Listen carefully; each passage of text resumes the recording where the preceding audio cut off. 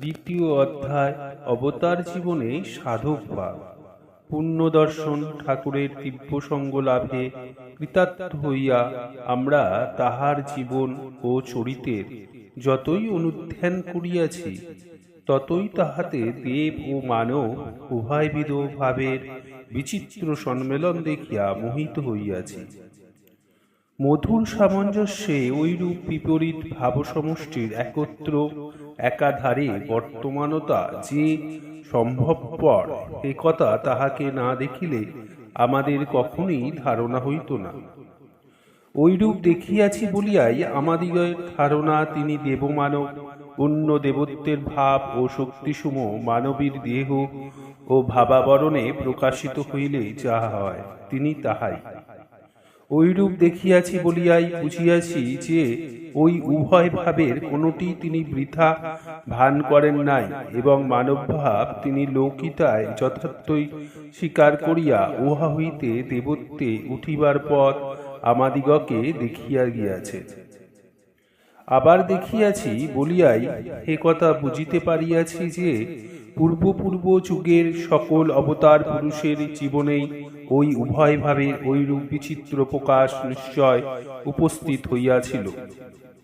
শ্রদ্ধা সম্পন্ন হইয়া অবতার পুরুষ সকলের মধ্যে কাহারোর জীবন কথা আলোচনা করিতে চাইলে আমরা ঐরূপ দেখিতে পাইব তাহারা কখন আমাদের ভাবভূমিতে থাকিয়া জগতস্থ যাবতীয় বস্তু ও ব্যক্তির সহিত আমাদিগেরই ন্যায় ব্যবহার করিতেছেন, আবার কখনো বা উচ্চ ভাবভূমিতে বিচরণপূর্বক আমাদের অজ্ঞাত অপরিচিত ভাব ও শক্তি সম্পন্ন এক নতুন রাজ্যের সংবাদ আমাদিগকে আনিয়া দিতেছেন। তাহাদের ইচ্ছা না থাকিলেও কে যেন সকল বিষয়ের যোগাযোগ করিয়া তাহাদিগকে ঐরূপ করাইতেছে।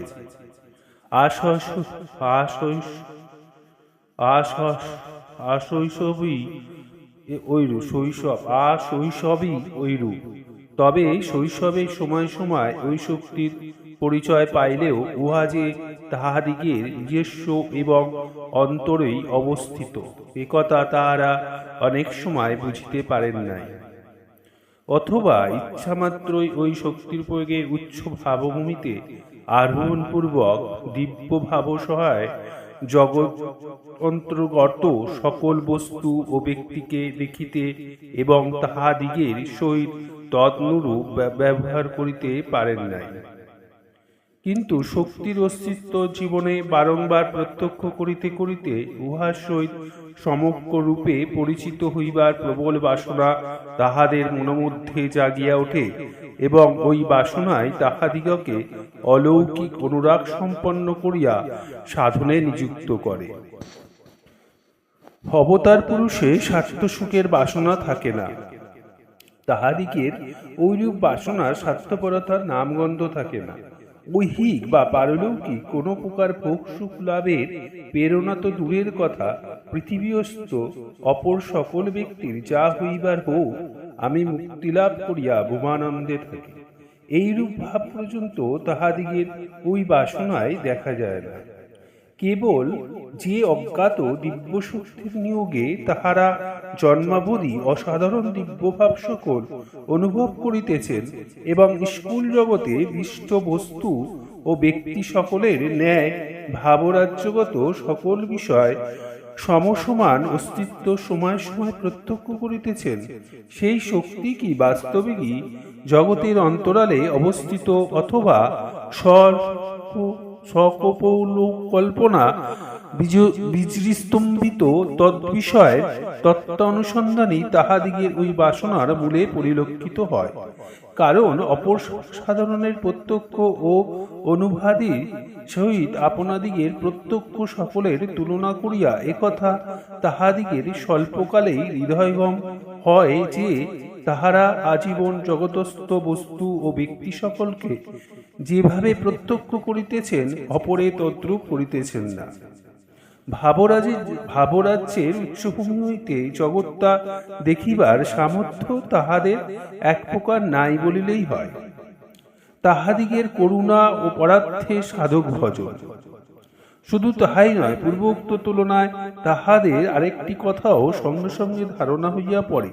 তাহারা বুঝিতে পারেন যে সাধারণ দিব্য দুই ভূমি হইতেই জগৎটাকে দুই ভাবে দেখিতে পান বলিয়া দুই দিনের নশ্বর জীবনে আপাতত মনোরম রূপরসাদি তাহাদিগকে মানব সাধারণের ন্যায় প্রলোভিত করিতে পারেন না, এবং নিয়ত পরিবর্তনশীল সংসারে নানা অবস্থা বিপর্যয়ে অশান্তি ও নৈরাশ্যের নিবিড় ছায়া তাহাদিগের মনকে আবৃত করিতে পারে না।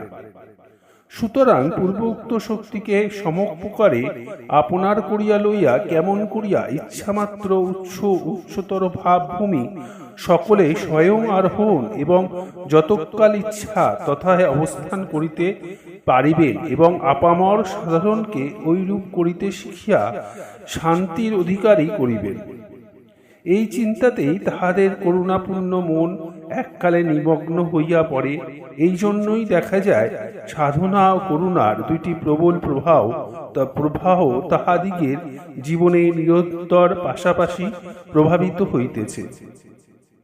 মানব সাধারণের সহিত আপনাদিগের অবস্থার তুলনায় ওই করুণা তাহাদিগের অন্তরে শতধারে বর্ধিত হইতে পারে, কিন্তু ওই রূপে যে উহার উৎপত্তি হয় এ কথা বলা যায় না। উহা সঙ্গে লইয়া তাহারা সংসার করি জন্মিয়া থাকেন। ঠাকুরের ওই বিষয় একটি দৃষ্টান্ত স্মরণ করো। তিন বন্ধুতে মাঠে বেড়াতে গিয়েছিল। বেড়াতে বেড়াতে মাঠের মাঝখানে উপস্থিত হয়ে দেখলে উঁচু পাঁচিলে ঘেরা একটা জায়গা, তার ভিতর থেকে গান বাজনার মধুর আওয়াজ আসছে। শুনে ইচ্ছে হলো ভিতরে কি হচ্ছে দেখবে। চারিদিকে ঘুরে দেখলে ভিতরে ঢুকবার একটিও দরজা নেই।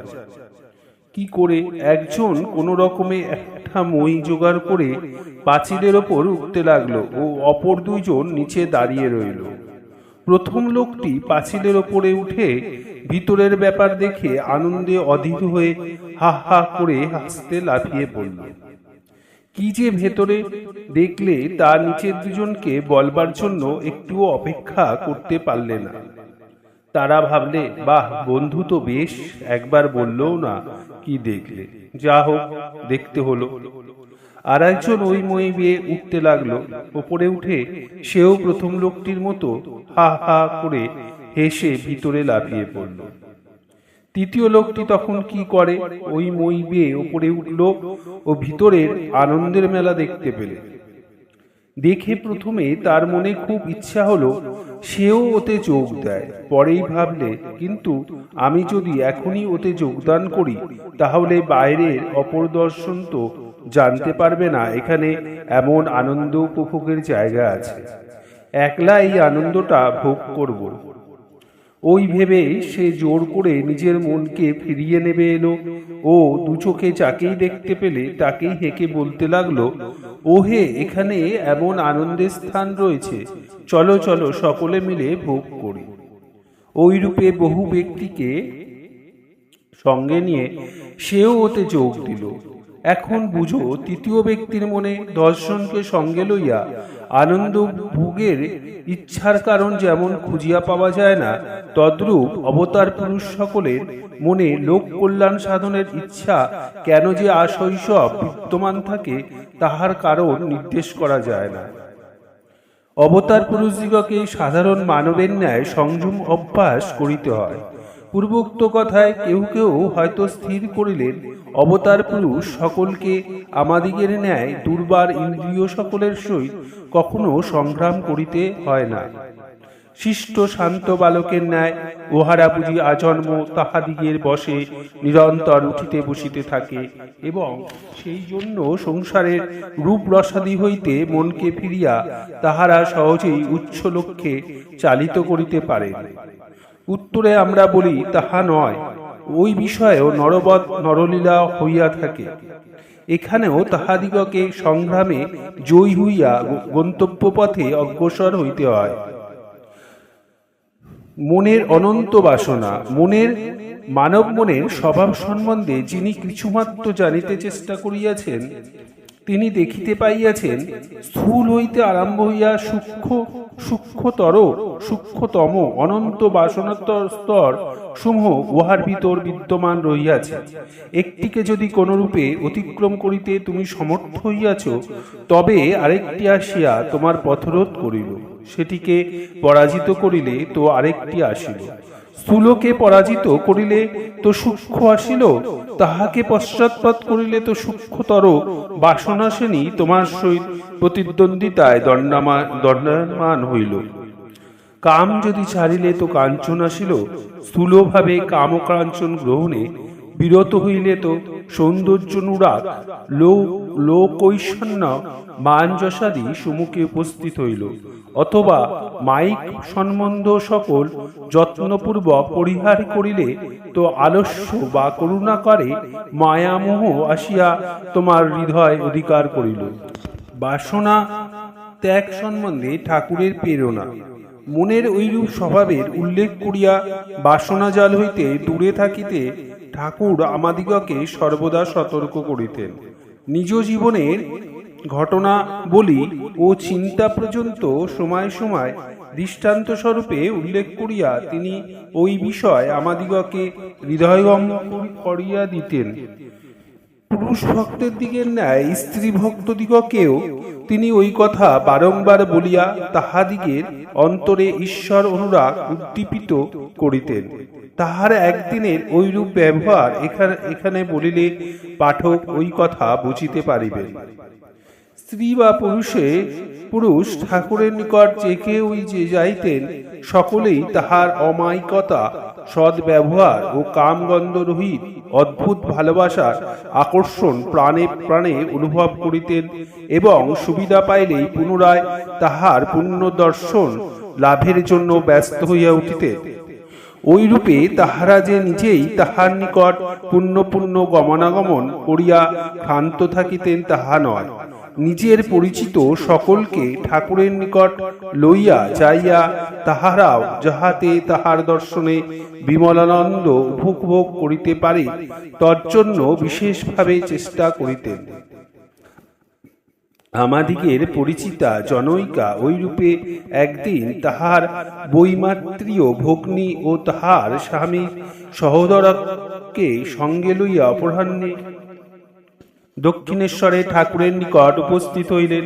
প্রণাম করিয়া উপবেশন করিলে ঠাকুর তাহাদের পরিচয় ও কুশল প্রশ্নাদি করিয়া ঈশ্বরের প্রতি অনুরাগবান হওয়াই মানব জীবনের একমাত্র লক্ষ্য হওয়া উচিত, এই বিষয় কথা পারিয়া বলিতে আরম্ভ করিলেন। ভগবানের শরণ্যপন্ন কি সহজে হওয়া জায়গা? মহামায়ার এমনি কাণ্ড হতে কি দেয়?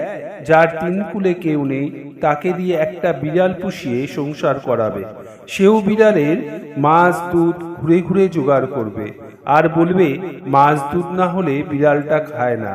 কি করি? হয়তো বড় বনেদি ঘর, পুত্র সব মরে গেল, কেউ নেই, রইল কেবল গোটা কতক নারী, তাদের মরণ নেই।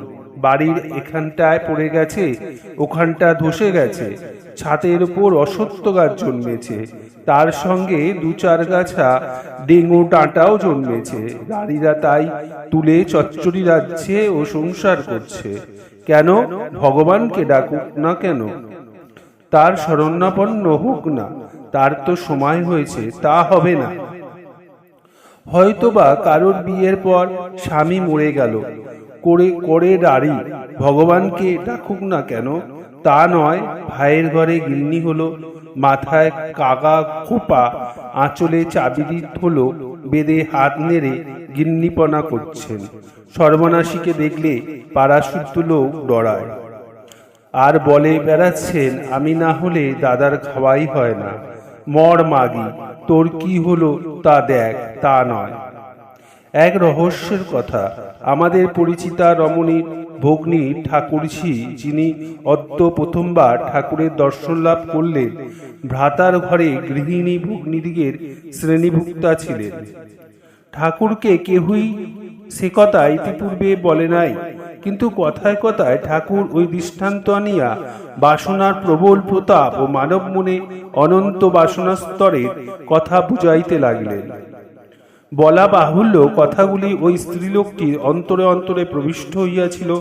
দৃষ্টান্তগুলি শুনিয়া আমাদের পরিচিতা রমণীর ভগ্নী তাহার গা ঠেলিয়া চুপি চুপি বলিলেন, ও ভাই, আজি কি ঠাকুরের মুখ দিয়ে এই কথা বেরোতে হয়? ঠাকুরজি কি মনে করবে? পরিচিতা বলিলেন, তা কি করব, ওর ইচ্ছা, ওকে আর তো কেউ শিখিয়ে দেয়নি। অবতার পুরুষদিগের সূক্ষ্ম বাসনার সহিত সংগ্রাম। মানব প্রকৃতির আলোচনায় স্পষ্ট বোঝা যায় যে, যাহার মন যত উচ্চে ওঠে সূক্ষ্ম বাসনারাজি তাহাকে তত তীব্র যাতনা অনুভব করায়। চুরি, মিথ্যা বা লাম্পট্য যে অসংখ্যবার করিয়াছে, তাহার ঐরূপ কার্যের পুনরায় অনুষ্ঠান তত কষ্টকর হয় না। কিন্তু উদার উচ্চ অন্তঃকরণ ওই সকলের চিন্তা মাত্রই আপনাকে দোষী সাব্যস্ত করিয়া বিষম যন্ত্রণায় মূর্ছমান হয়। অবতার পুরুষ সকলকে আজীবন স্থূলভাবে বিষয় গ্রহণে অনেক স্থলে বিরত থাকিতে দেখা যাইলেও অন্তরে সূক্ষ্ম বাসনাশ্রেণী সহিত সংগ্রাম যে তাহারা আমাদিগের ন্যায় সমভাবেই করিয়া থাকেন এবং মনের ভিতর উহাদিগের মূর্তি দেখিয়া আমাদিগের অপেক্ষা শত সহস্র গুণ অধিক যন্ত্রণা অনুভব করেন, এ কথা তাহারা স্বয়ং স্পষ্টক্ষরে স্বীকার করিয়া গিয়াছেন। অতএব রূপ রসাদি বিষয় হইতে ইন্দ্রিয়গণকে ফিরাইতে তাহাদিগের সংগ্রামকে ভান কিরূপে বলিব? শাস্ত্রদর্শী কোনো পাঠক হয়তো এখনো বলিবেন, কিন্তু তোমার কথা মানি কিরূপে? ওই দেখো, এই দেখো, অদ্বৈতবাদের শিরোমণি আচার্য শঙ্কর তাহার গীতা ভাষ্যের প্রারম্ভে ভগবান শ্রীকৃষ্ণের জন্ম ও নরদেহ ধারণ সম্বন্ধে বলিয়াছেন, নিত্য শুদ্ধ মুক্ত স্বভাব সকল জীবের নিমায়ক, জন্মদি রহিত ঈশ্বরলোক অনুগ্রহ করিবেন বলিয়া নিজ মায়া শক্তি দ্বারা যেন দেহবান হইয়াছেন, যেন জন্মিয়াছেন, এইরূপ পরিলক্ষিত হন। স্বয়ং আচার্য যখন ওই কথা বলিতেছেন, তখন তোমাদের পূর্বোক্ত কথা দাঁড়ায় কিরূপে? আমরা বলি, আচার্য ওইরূপ বলিয়াছেন সত্য, কিন্তু আমাদিগের দাঁড়াইবার স্থল আছে।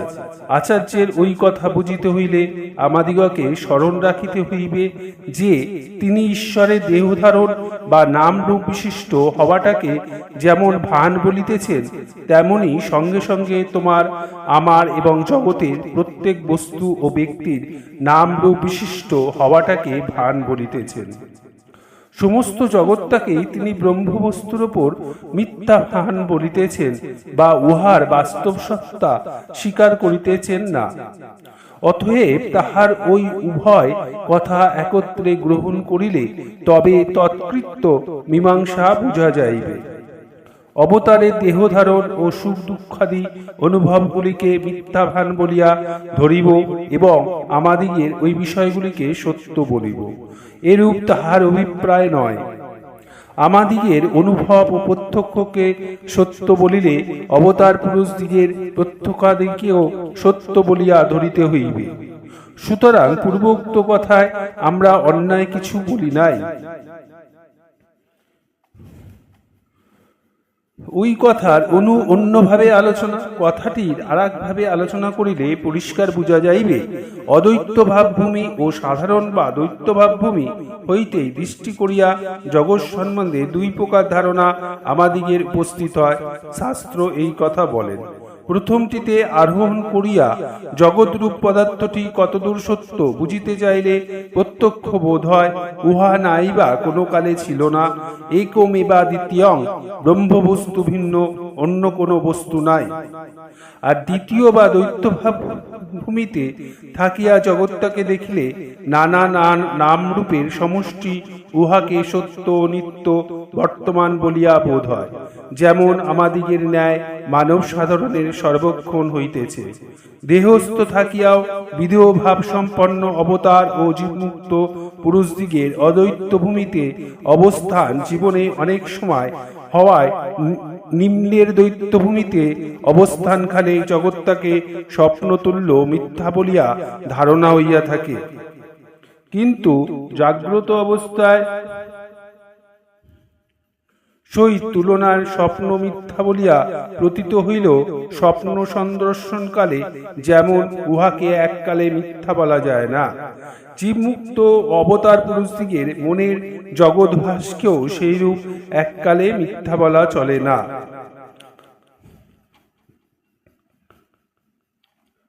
উচ্চতর ভাবভূমি হইতে জগৎ সম্বন্ধে ভিন্ন উপলব্ধি।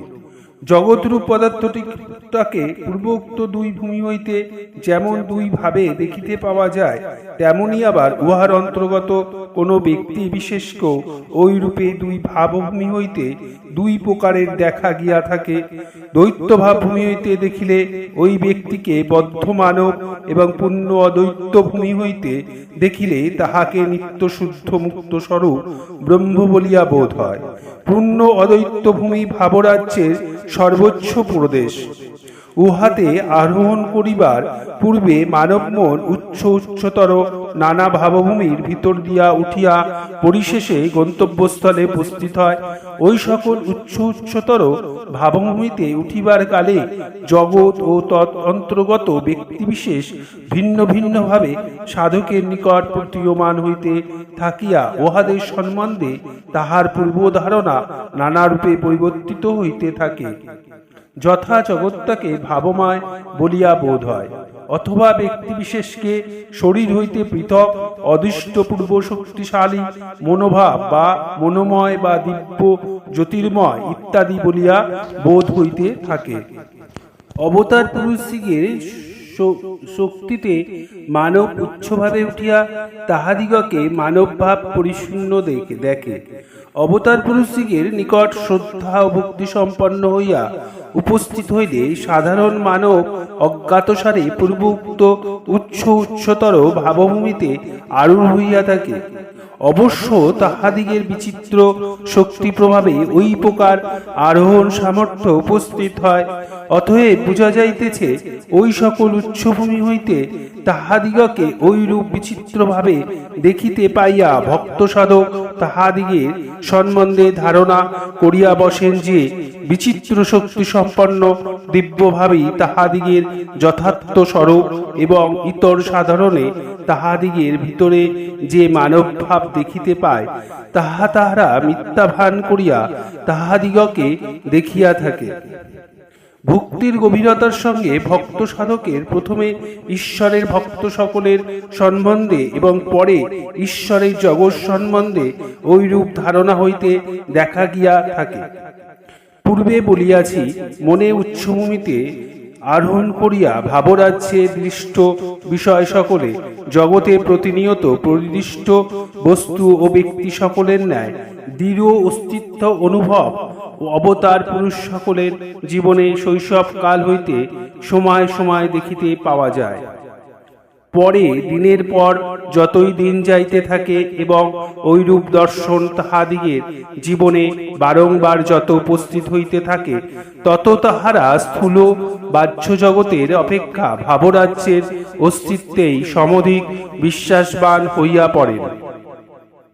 পরিশেষে সর্বোচ্চ অদ্বৈত ভাবভূমিতে উঠিয়া যে একমেবা দ্বিতীয় বস্তু হইতে নানা নামরূপময় জগতের বিকাশ হইয়াছে, তাহার সন্ধান পাইয়া তাহারা সিদ্ধকাম হন।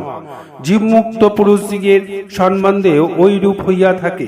তবে অবতার পুরুষেরা অতি স্বল্পকালে যে সত্যে উপনীত হন তাহা উপলব্ধি করিতে তাহাদিগের আজীবন চেষ্টার আবশ্যক হয়, অথবা স্বয়ং স্বল্পকালে অদ্বৈত ভূমিতে আরোহণ করিতে পারিলেও অপরকে ওই ভূমিতে আরোহণ করিয়া দিবার শক্তি তাহাদিগের ভিতর অবতার পুরুষদিগের সহিত তুলনায় অতি অল্প মাত্রায় প্রকাশিত হয়। ঠাকুরের ওই বিষয়ক শিক্ষা স্মরণ করো, জীব ও অবতারে শক্তির প্রকাশ লইয়া প্রভেদ। অবতার দেবমানব সর্বজ্ঞ।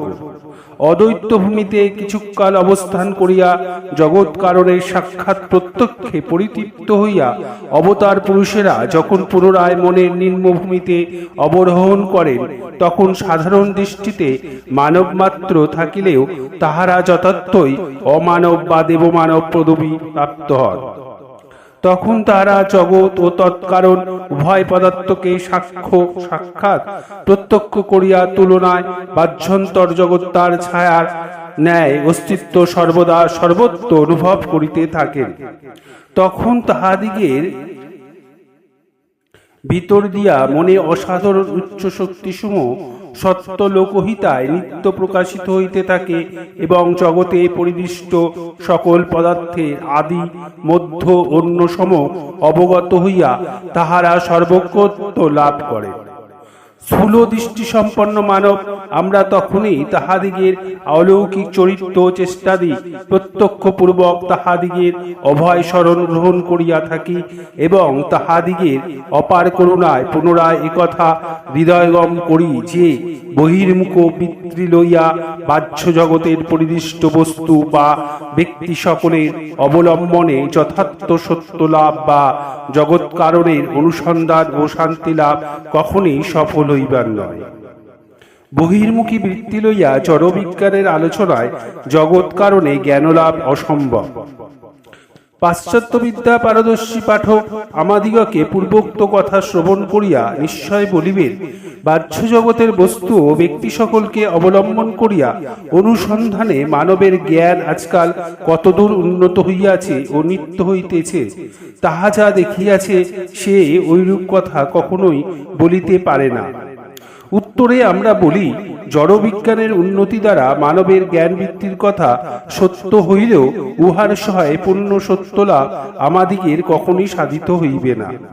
কারণ যে বিজ্ঞান জগৎ কারণকে জড় অথবা আমাদিগের অপেক্ষায়ও নিকৃষ্ট দরের বস্তু বলিয়া ধারণা করিতে শিক্ষা দিতেছে, তাহার উন্নতি দ্বারা আমরা ক্রমশ বহির্মুখ হইয়া অধিক পরিমাণে রূপ রসাদি ভোগ লাভকেই জীবনের একমাত্র লক্ষ্য বলিয়া স্থির করিয়া বসিতেছি।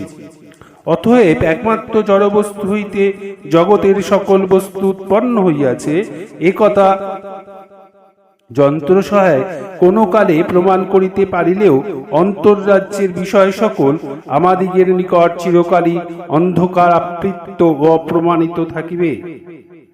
ভোগ বাসনা ত্যাগ ও অন্তর্মুখী বৃত্তি সম্পন্ন হওয়ায় ভিতর দিয়াই মানবের মুক্তি লাভের পথ, একথা যতদিন না হৃদয়গম হইবে ততদিন আমাদিগের দেশ কাল অতীত অখণ্ড সত্য লাভ পূর্বক শান্তি লাভ সুদূর বরাহতই থাকিবে।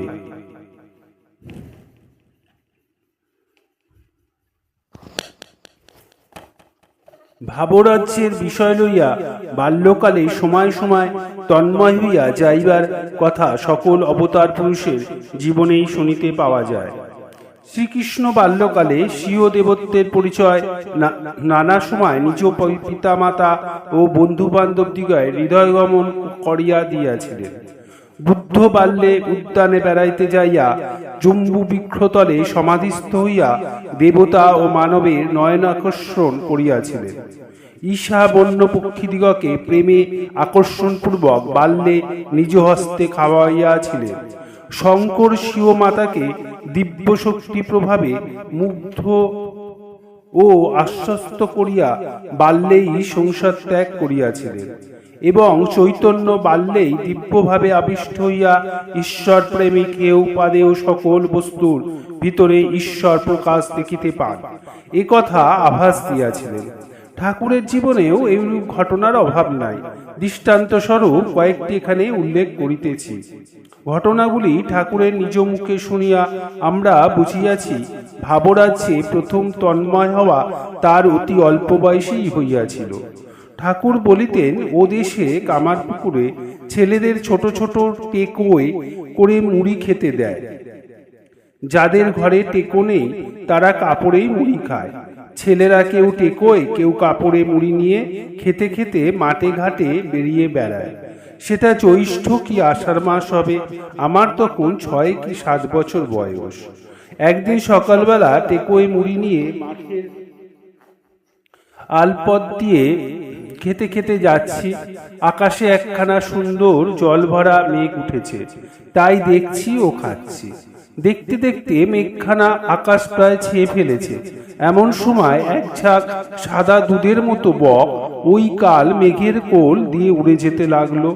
সে এমন এক বাহার হলো, দেখতে দেখতে অপূর্বভাবে তন্ময় হয়ে এমন একটা অবস্থা হলো যে আর হুঁশ রইল না, পড়ে গেল। মুড়িগুলো আলের ধারে ছড়িয়ে গেল। কতক্ষণ ওইভাবে পড়েছিলাম বলতে পারি না। লোকে দেখতে পেয়ে ধরাধরি করে বাড়ি নিয়ে এসেছিল। সেই প্রথম ভাবে বেহুশ হয়ে যায়। বিশালক্ষী দর্শন করিতে যাইয়া ঠাকুরের দ্বিতীয় ভাবাবেশের কথা। ঠাকুরের জন্মস্থান কামারপুকুরের এক ক্রোশ আন্দাজ উত্তরে আনুর নামে গ্রাম। আনুরের বিশ্বলক্ষ্মী জাগ্রতা দেবী। চতুষ্পার্শ্বস্থ দূর দূরান্তরে গ্রাম হইতে গ্রামবাসীগণ নানা প্রকার কামনা পূরণের জন্য দেবীর উদ্দেশ্যে পূজা মানত করে এবং অভীষ্ট সিদ্ধ হইলে যথাকালে আসিয়া পূজা বলি প্রভৃতি দিয়া যায়। অবশ্য আগন্তুক যাত্রীদিগের ভিতর স্ত্রীলোকের সংখ্যায় অধিক হয় এবং রোগ শান্তির কামনায় অন্যান্য কামনা অপেক্ষা অধিক সংখ্যক লোককে এখানে আকৃষ্ট করে। দেবীর প্রথম আবির্ভাব ও আত্মপ্রকাশ সম্বন্ধীয় গল্প ও গান করিতে করিতে সদ্বংশজাতা গ্রাম্য স্ত্রীলোকেরা দলবদ্ধ হয়ে নিঃসংক চিত্তে প্রান্তর পার হইয়া দেবী দর্শনে আগমন করিতেছে। এ দৃশ্য এখনো দেখিতে পাওয়া যায়। ঠাকুরের বাল্যকালে কামারপুকুর প্রভৃতি গ্রাম যে বহু লোকপূর্ণ এবং এখন অপেক্ষা অনেক অধিক সমৃদ্ধিশালী ছিল তার নিদর্শন জনশূন্য জঙ্গলপূর্ণ ভগ্ন ইষ্টাকালয়, জীর্ণ প্রতীত দেবমন্দির, রাসমন্দির প্রভৃতি দেখিয়া বেশ বুঝিতে পারা যায়। সেজন্য আমাদের অনুমান বা আনুরের দেবীর নিকট তখন যাত্রী সংখ্যা অনেক অধিক ছিল। প্রান্তর মধ্যে শূন্য অম্বরতলেই দেবীর অবস্থান। বর্ষাদিপাদি হইতে রক্ষার জন্য কৃষকেরা সামান্য পণ্য ছাদন মাত্র বৎসর বৎসর করিয়া দেয়। ইষ্টক নির্মিত মন্দির যে এককালে বর্তমান ছিল তাহার পরিচয় পার্শ্বের ভগ্নস্তূপে পাওয়া যায়। গ্রামবাসীদিগকে উক্ত মন্দিরের কথা জিজ্ঞাসা করিলে বলে দেবী স্বেচ্ছায় উহা ভাঙিয়া ফেলিয়াছেন। বলে গ্রামের রাখাল বালকগণ দেবীর প্রিয় সঙ্গী। প্রাতকাল হইতে তাহারা এখানে আসিয়া গরু ছাড়িয়া দিয়া বসিবে, গল্পগান করিবে, খেলা করিবে, বনফুল তুলিয়া তাহাকে সাজাইবে এবং দেবীর উদ্দেশ্যে যাত্রী বা পথিক প্রদত্ত মিষ্টান্ন ও পয়সা নিজেরা গ্রহণ করিয়া আনন্দ করিবে।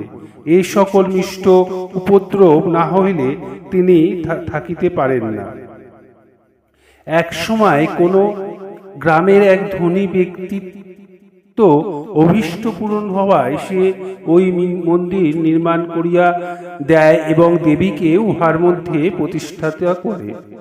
পুরোহিত সকাল সন্ধ্যায় নিত্য যেমন আসিয়া পূজা করিয়া মন্দির দ্বার রুদ্ধ করিয়া যাইতে লাগিল এবং পূজার সময় ভিন্ন অন্য সময় যে সকল দর্শন অভিলাষী আসিতে লাগিল তাহারা দ্বারের জাফরির রন্ধ্র মধ্য দিয়া দর্শনী প্রণামী মন্দিরের মধ্যে নিক্ষেপ করিয়া যাইতে থাকিল। কাজেই কৃষাণ বালকদিগের আর পূর্বের ন্যায় ওই সকল পয়সা আত্মসাৎ করা ও মিষ্টান্নাদি ক্রয় করিয়া দেবীকে একবার দেখিয়া ভোজন ও আনন্দ করার সুবিধা রহিল না। তাহারা ক্ষুণ্ণ মনে মাকে জানাইল, মা, মন্দিরে ঢুকিয়া আমাদের খাওয়া বন্ধ করিলি।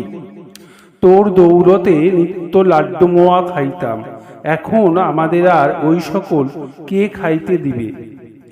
সরল কৃষাণ বালকদিগের ওই অভিযোগ দেবী শুনিলেন এবং সেই রাতে মন্দির এমন ফাটিয়া গেল যে পরের দিন ঠাকুর চাপা পড়িবার ভয় পুরোহিত শশবস্ত্রে ব্যস্তে দেবীকে পুনরায় বাহিরে অম্বরতলে আনিয়া রাখিল।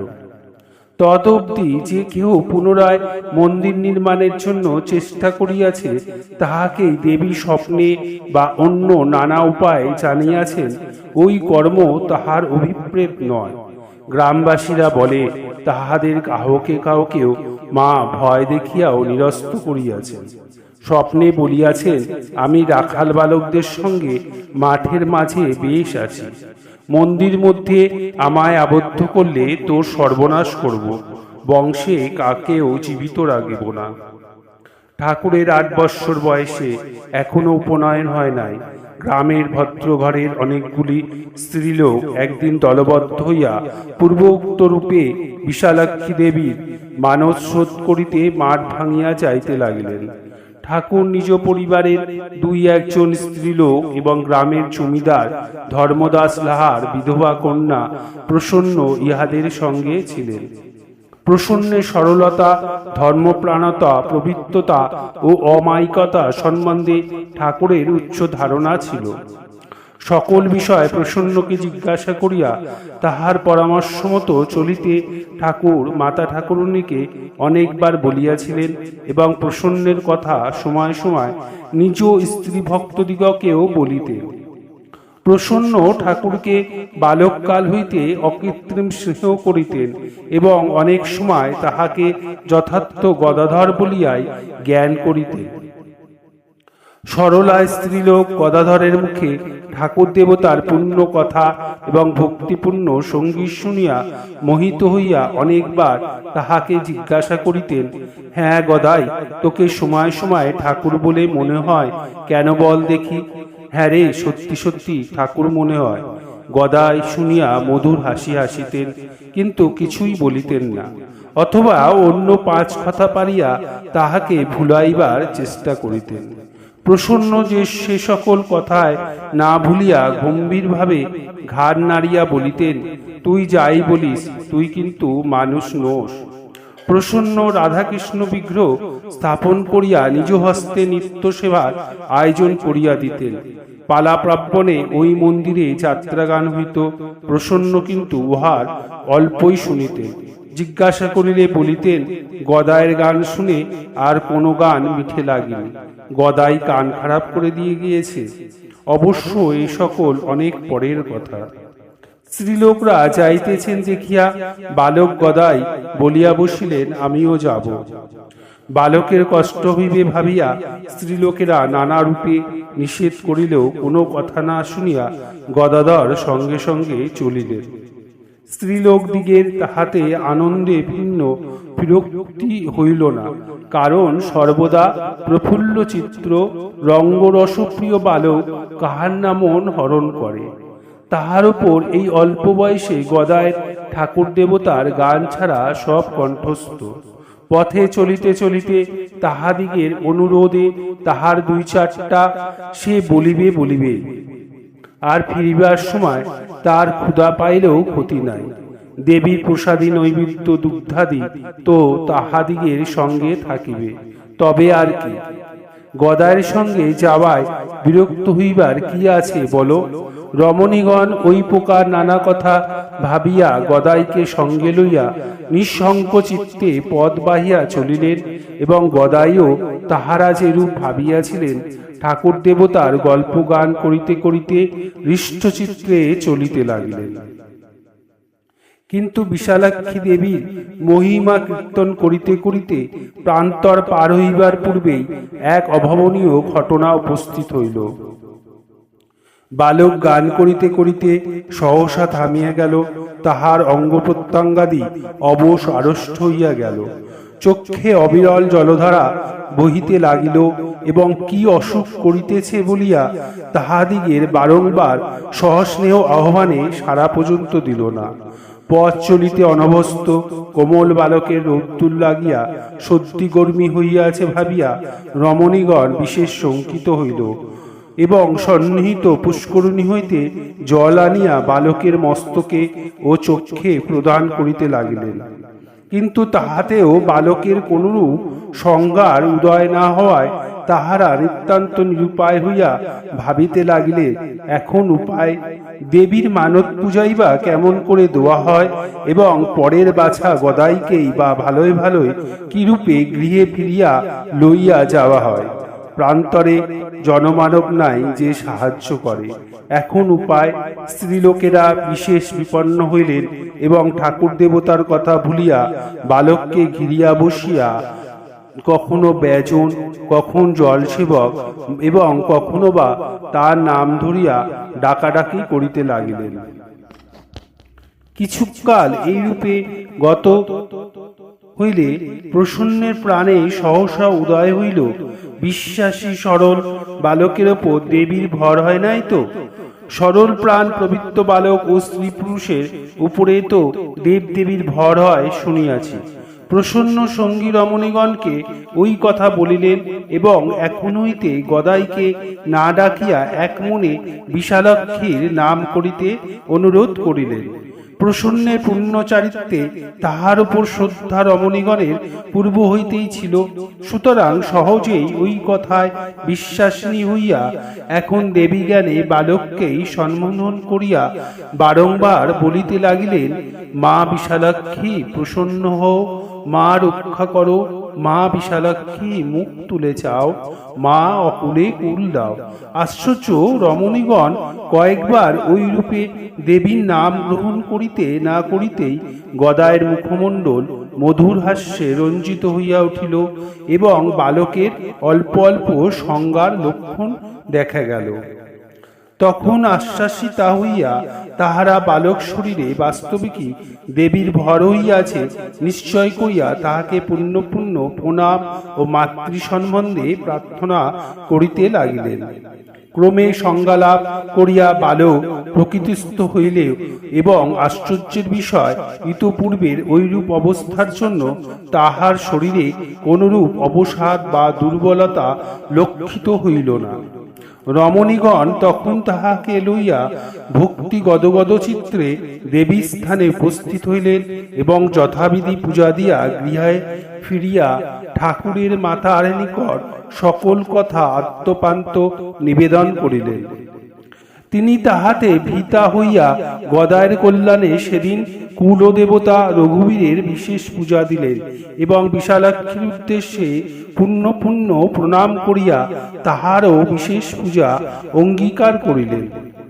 শ্রী রামকৃষ্ণ জীবনের আরেকটি ঘটনা বাল্যকাল হইতেই তার উচ্চ ভাবভূমিতে মধ্য মধ্যে আরূঢ় হওয়ার বিষয় বিশেষ সাক্ষ্য প্রদান করে।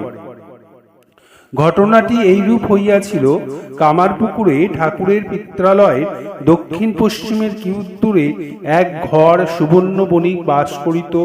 পাইনরা যে তখন বিশেষ শ্রীমান ছিল তৎপরিচয় তাহাদের প্রতিষ্ঠিত বিচিত্র কারুকার্য খচিত ইষ্টক নির্মিত শিব মন্দির এখনো পাওয়া যায়। এ পরিবারে দুই একজন মাত্র এখনো বাঁচিয়া আছেন এবং ঘরদ্বার ভগ্ন ও ভূমিষ্যাৎ হইয়াছে। গ্রামের লোকের নিকট শুনিতে পাওয়া যায় পাইনদের তখন বিশেষ শ্রীবৃদ্ধি ছিল।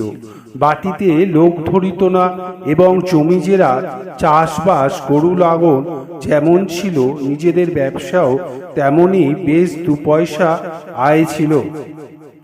তবে পাইনরা গ্রামের জমিদারদের মতো ধনাঢ্য ছিল না, মধ্যবিত্ত গৃহস্থ শ্রেণীভুক্ত ছিল।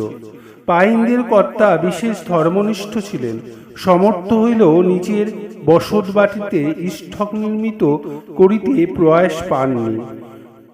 বরাবর মাঠ কোঠাতেই বাস করিতেন। দেবালয়টি কিন্তু ইষ্টক পড়িয়া বিশিষ্ট শিল্পী নিযুক্ত করিয়া সুন্দরভাবে নির্মাণ করিয়াছিলেন। কর্তার নাম সীতানাথ ছিল, তাহার 7 পুত্র ও 8 কন্যা ছিল এবং বিবাহিতা হইলেও কন্যাগুলি কি কারণে বলিতে পারি না, সর্বদা পিত্রালয়ে বাস করিত। শুনিয়াছি ঠাকুরের যখন 10-12 বৎসর বয়স তখন উহাদের সর্বকনিষ্ঠা যৌবনে পদার্পণ করিয়াছে। কন্যাগুলি সকলেই রূপবতী ও দেবদ্বিজ ভক্তিপরায়ণ ছিল এবং প্রতিবেশী বালক গদাইকে বিশেষ স্নেহ করিত। ঠাকুর বাল্যকালে অনেক সময় ও এই ধর্মনিষ্ঠ পরিবারের ভিতর কাটাইতেন এবং পাইনদের বাটিতে তাহার উচ্চ ভাবভূমিতে উঠিয়া অনেক লীলার কথা এখনো গ্রামে শুনিতে পাওয়া যায়। বর্তমান ঘটনাটি কিন্তু আমরা ঠাকুরের নিকটেই শুনিয়াছিলাম। কামারপুকুরের বিষ্ণু ভক্তি ও শিবভক্তি পরস্পর দেশাদেশি না করিয়া বেশ পাশাপাশি চলিত বলিয়া বোধ হয়। এখনো শিবের গাজনের ন্যায় বৎসর বৎসর বিষ্ণুর 24 প্রহরী নাম সংকীর্তন সমারোহে সম্পন্ন হইয়া থাকে। তবে শিব মন্দির ও শিবস্থানের সংখ্যা বিষ্ণু মন্দির অপেক্ষা অধিক। সুবর্ণ বণিকদিগের ভিতর অনেকেই গোড়া বৈষ্ণব হইয়া থাকে। নিত্যানন্দ প্রভুর উদ্ধারণ দত্তকে দীক্ষা দিয়া উদ্ধার করিবার পর হইতেই ওই জাতির ভিতর বৈষ্ণব মত বিশেষ প্রচলিত। কামারপুকুরের পাইনরা কিন্তু শিব ও বিষ্ণু উভয়ের ভক্ত ছিল। বৃদ্ধ কর্তা পাইন একদিকে যেমন ত্রিসন্ধ্যা হরিনাম করতেন, অন্যদিকে তেমনি শিব প্রতিষ্ঠা করিয়াছিলেন এবং প্রতিবর্ষ শিবরাত্রির ব্রত পালন করিতেন। রাত্রির জাগরণে সহায়ক হইবে বলিয়া ব্রতকালে পাইনদের বাটিতে যাত্রাগানের বন্দোবস্ত হইত। একবার ঐরূপে শিবরাত্রির ব্রতকালে পাইনদের বাটিতে যাত্রার বন্দোবস্ত হইয়াছে। নিকটবর্তী গ্রামের দল শিবমহিমা সূচক পালা গাইবে।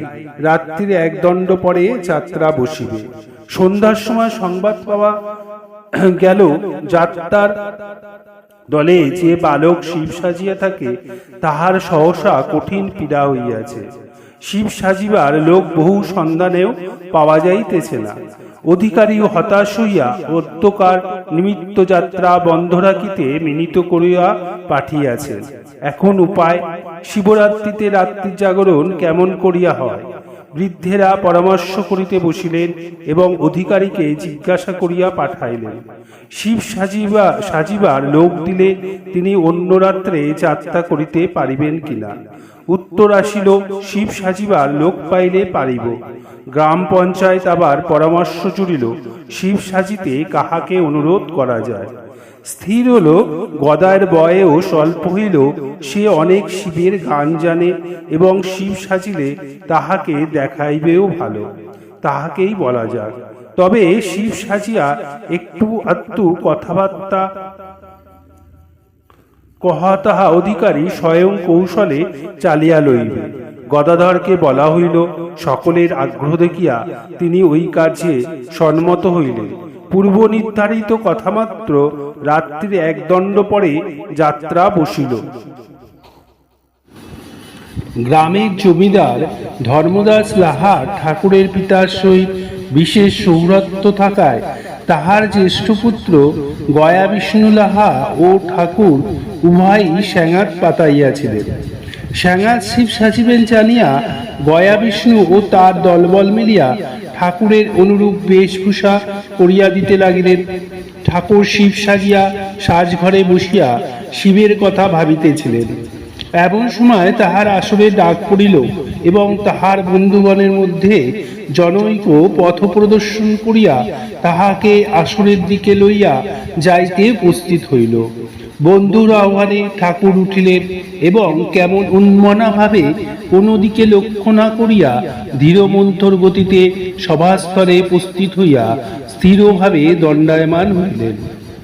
তখন ঠাকুরের সেই জটাজটিল বিভূতিমণ্ডিত বেশ, সেই ধীরস্থির পাদক্ষেপ ও পরে অচল অটল অবস্থিতি, বিশেষত সেই অপার্থিব অন্তর্মুখী নির্নিমেষ দৃষ্টি ও অধরকোণে ঈষৎ হাস্যরেখা দেখিয়া লোকে আনন্দে ও বিস্ময়ে মোহিত হইয়া পল্লী গ্রামের প্রথমত সহসা উচ্চরবে হরিধ্বনি করিয়া উঠিল এবং রমণীগণের কেউ কেউ উল্লুধ্বনি এবং শঙ্খধ্বনি করিতে লাগিল।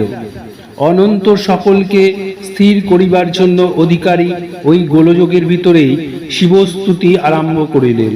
তাহাতে শ্রোতারা কতঞ্চিত স্থির হইল বটে, কিন্তু পরস্পরের ইশারা ও গা ঠেলিয়া বাহবা বাহবা, গদাইকে কি সুন্দর দেখাইতেছে, ছোড়া শিবের পালাটা এত সুন্দর করতে পারবে তা কিন্তু ভাবিনি, ছোড়াকে বাগিয়ে নিয়ে আমাদের একটা জট্টার দল করলে হয়, ইত্যাদি নানা কথা অনুচ্চস্বরে চলিতে লাগিল। গদাধর কিন্তু তখনও সেই একইভাবে দণ্ডায়মান, অধিকন্তু তাহার বক্ষ বহিয়া অবিরত নয়নশ্রু পতিত হইতেছে। এইরূপ কিছুক্ষণ অতীত হইলে গদাধর তখনও স্থান পরিবর্তন বা বলা কহা কিছুই করিতেছে না দেখিয়া অধিকারী ও পল্লীর বৃদ্ধ দুই একজন বালকের নিকটে গিয়া দেখেন তাহার হস্তপদ অসার, বালক সম্পূর্ণ সংজ্ঞাশূন্য। তখন গোলমাল দ্বিগুণ বাড়িয়া উঠিল। কেহ বলিল জল, চোখে মুখে জল দাও। কেহ বলিল বাতাস করো। কেউ বলিল শিবের ভর হয়েছে, নাম করো। আবার কেহ বলিল ছোড়াটা রসভঙ্গ করলে যাত্রাটা আর শোনা হলো না দেখছি। যা হোক, বালকের কিছুতেই সংজ্ঞা হইতেছে না দেখিয়া যাত্রা ভাঙিয়া গেল এবং গদাধরকে কাঁধে করিয়া লইয়া কয়েকজন কোনরূপে বাড়ি পৌঁছিয়া দিল। শুনিয়াছি সে রাতে গদাধরে সে ভাব বহু প্রযত্ন ভঙ্গ হয় নাই এবং বাড়িতে কান্নাকাটি উঠিয়াছিল। পরে সূর্য উদয় হইলে তিনি আবার প্রকৃতিস্থ হইয়াছিলেন।